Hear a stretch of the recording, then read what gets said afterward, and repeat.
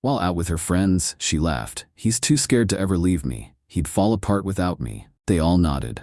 I just stayed quiet. The next week, I accepted a job offer in another city, packed my things, and left without a word. Weeks later, when she finally came back ready to beg, she froze because someone else was already living in my place.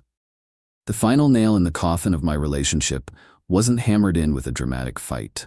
It was slid into place with a quiet, confident laugh in a noisy, crowded bar.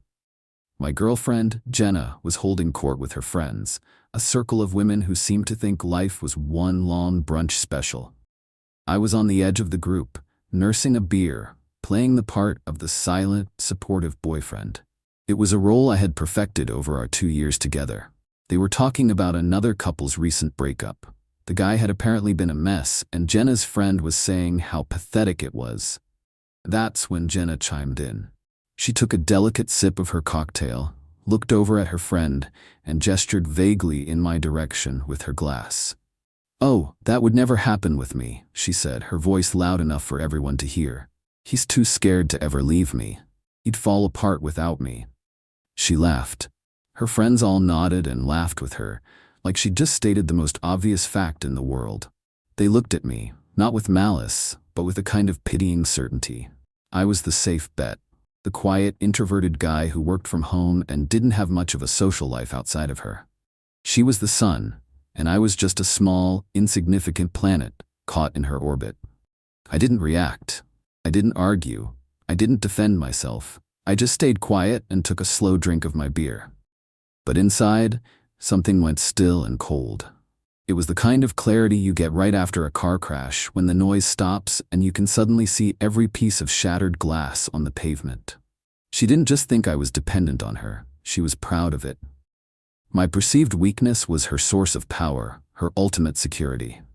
For 2 years I had arranged my life around her. I'm a senior data architect for a major financial firm. It's a complex, high-pressure job that I can do entirely remotely. I'm naturally a quiet person. I prefer a small circle and deep conversations over loud parties. She had mistaken my quietness for weakness, my preference for staying in as a sign of dependence. She saw herself as my entire social world, my connection to a life I was too timid to build for myself. In that moment, her words didn't just hurt me, they freed me. She had handed me the diagnosis of our terminal illness, and I am, if nothing else, a problem solver. I stayed for another 20 minutes, playing my part.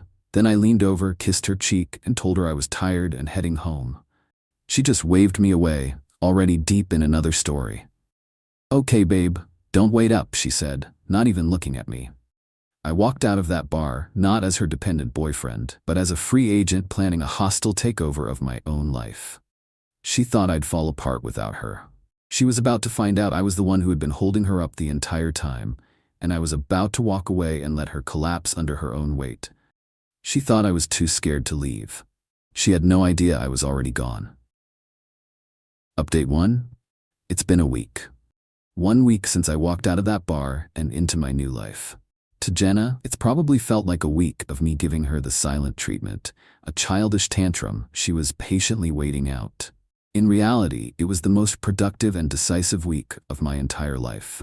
Thanks for the comments on my last post. You guys who said to go completely dark were right on the money. No drama, no confrontation, just quiet, systematic erasure. The first thing I did when I got home from that bar was open my work laptop. For the past year, I had been turning down offers from headhunters. Recruiters were constantly reaching out with opportunities in other cities, major tech hubs like Austin, Seattle, Raleigh. I always politely declined because I was building a life here, with her. One recruiter in particular, a guy from a top firm in Austin, had been persistent. He had an offer for me to lead a new data infrastructure team at a rapidly expanding fintech company. It was a massive step up in both responsibility and pay. I found his email from 2 months ago. It was 11 p.m. on a Saturday night. I wrote back, "Hi David, hope you're well. Is that director position in Austin still on the table? If so, I'm interested in discussing it further. Best, Alex." I got a reply in less than 10 minutes. "Alex, great to hear from you. It is. Can you talk Monday?" While Jenna was sleeping off her cocktails, I was preparing for the biggest career move of my life. The interviews happened over the next 2 days via video conference. They were intense, technical, and exactly the kind of challenge I loved. By Wednesday afternoon, I had a formal offer in my inbox. The salary was 40% higher than my current pay, with a substantial signing bonus and equity. I signed the contract and sent it back within the hour. My start date was the following Monday. I had 5 days to move my entire life to another state. This is where my skills in logistics came in handy. I work with complex systems all day. My own life was just another system to reconfigure. First, the apartment. I own my condo. I bought it before I ever met her. She paid me a small amount for rent each month, a fraction of what it would actually cost, which she usually spent on clothes and brunches anyway. She had no legal claim to the space. Next, I called my younger brother, Matt, and his wife, Sarah. They had gotten married 6 months ago and were living in a cramped apartment an hour outside the city, struggling to save for a down payment on a house. They are 2 of the best people I know, hardworking and completely devoted to each other. I called Matt and put it to him straight. I'm moving to Austin for a new job. I'm leaving on Sunday. I want you and Sarah to move into my place. The furniture, the TV, everything is yours.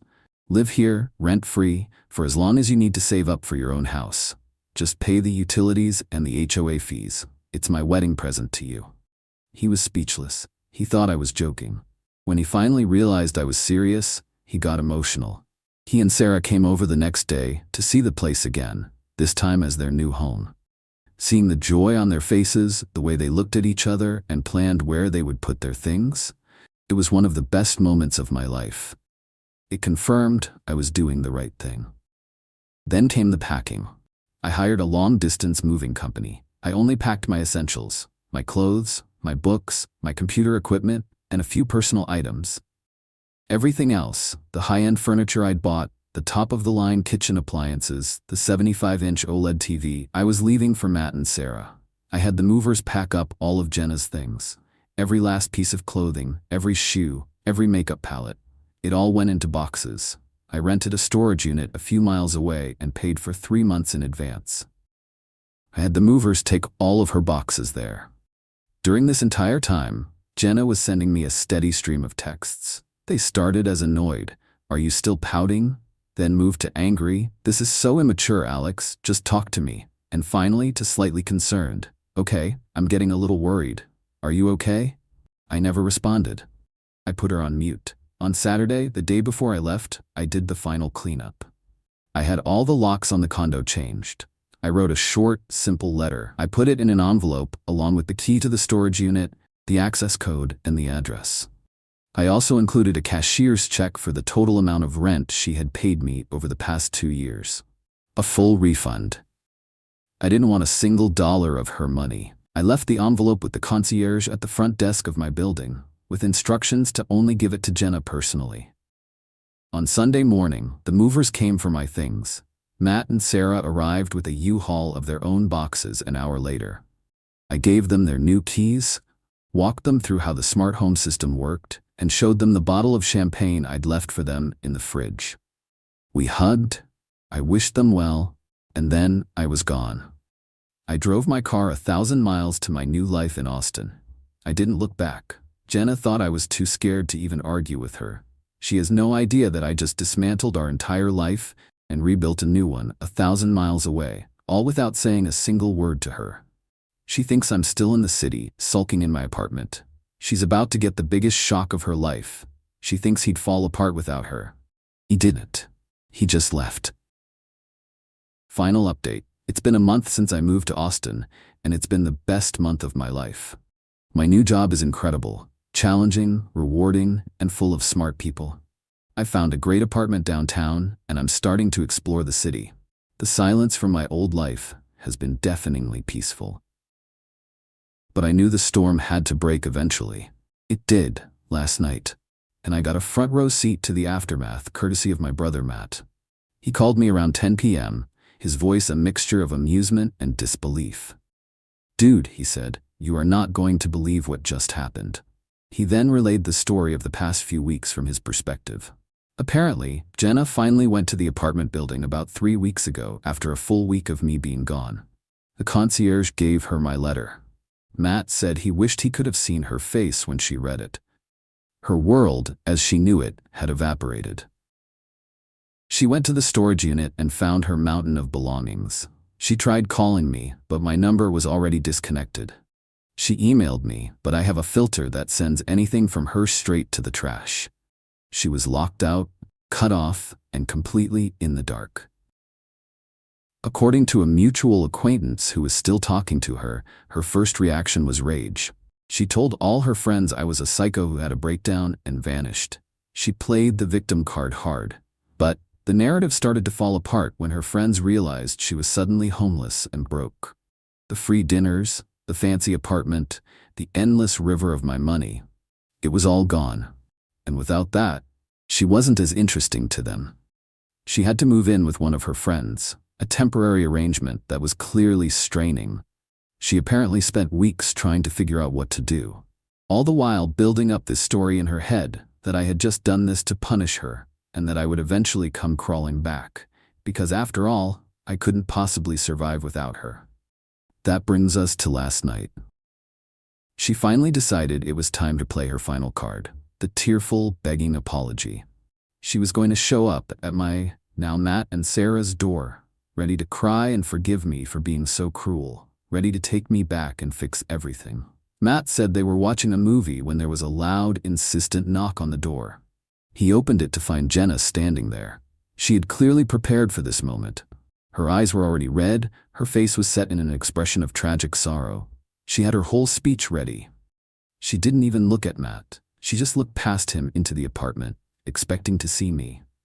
"Alex," she began, her voice cracking perfectly on cue. "I know I messed up. I was wrong. Please, can we just talk? I'll do anything. I can't live without you." Matt, bless his heart, just stood there, completely baffled. He's a big, friendly guy, and he had no idea who this strange, crying woman was. "I'm sorry," he said. "I think you have the wrong apartment. My name's Matt." Jenna's face froze. The performance just stopped. She looked at him, really looked at him this time. Then she looked past him again, and she started to notice the little changes. The wedding photo of Matt and Sarah on the entry table, the different throw pillows on the couch, the pair of women's shoes by the door that were definitely not her size or style. "What?" she stammered. "Where's Alex? This is his apartment." "Oh, Alex is my brother," Matt said cheerfully. "He moved to Austin a month ago for a new job. He's letting my wife and me live here while we save for a house. It was incredibly generous of him." At that moment, Matt's wife, Sarah, came to the door to see who it was. She's a sweet, down-to-earth girl, the complete opposite of Jenna.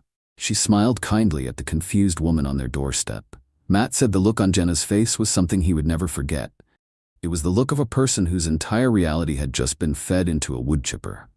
The story she had told herself for weeks, that I was close by, pining for her, waiting for her to come and save me, was a lie. I wasn't in a corner, falling apart. I was 1,000 miles away, thriving. I hadn't just left her. I had replaced her life in my apartment with a better one, a happier one, for people I actually cared about.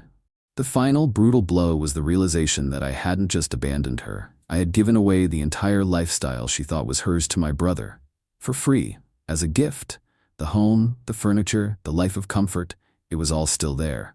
She just wasn't invited to it anymore. "He's in Austin?" she whispered, the words barely audible. "Yeah, he loves it there," Matt said. "He's doing great." Jenna just stood there for a long moment, completely silent. The fake tears were gone, replaced by a blank, hollow look. She had built her entire sense of self-worth on the idea that I was weak and she was strong. In one conversation, on one doorstep, that entire foundation was obliterated. She wasn't the one in control. She was just an inconvenience, a stranger at the door of a happy couple's home. She didn't say another word. She just turned around and walked away. Matt told me he and Sarah felt a little bad for her, but mostly they were just amazed at how thoroughly I had planned my exit. I hung up the phone and looked out at the Austin skyline from my new balcony. I felt nothing for her. No anger, no pity, not even satisfaction, just a profound sense of peace. She had predicted I would fall apart without her, but she had it all backward.